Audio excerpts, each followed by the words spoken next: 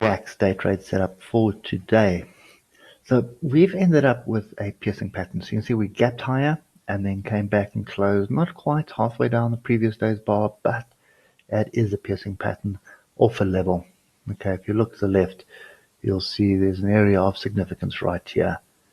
Okay, so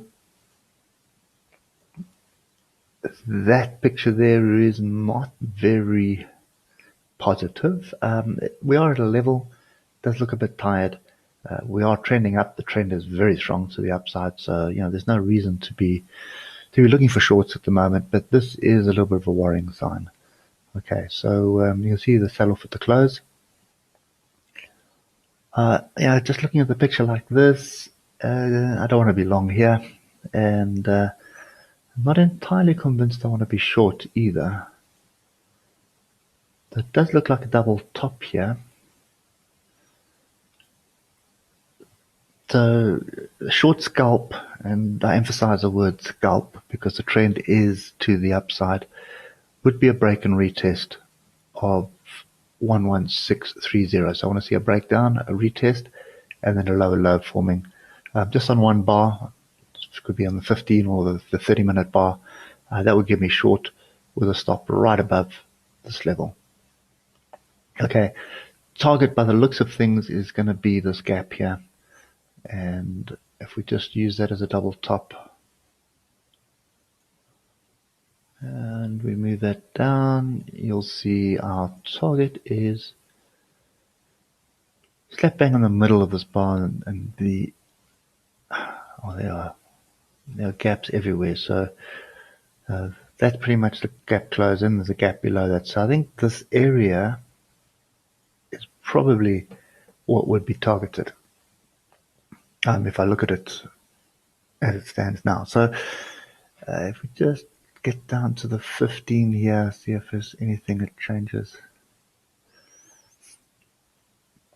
Yeah, so I think that's pretty much the scenario that I'd be looking at the moment. But a little bit skeptical, not as skeptical as I am in the US markets. US markets, I'd rather just sit in my hands and not do anything. The European session can definitely work out. So, okay. So I think the trade for me on the DAX is pretty much as simple as this. It's a break below 11630, a retest that area. Then I'm looking to target the range target for starters, which is 11477. I'll take some of my positions off. Actually, no.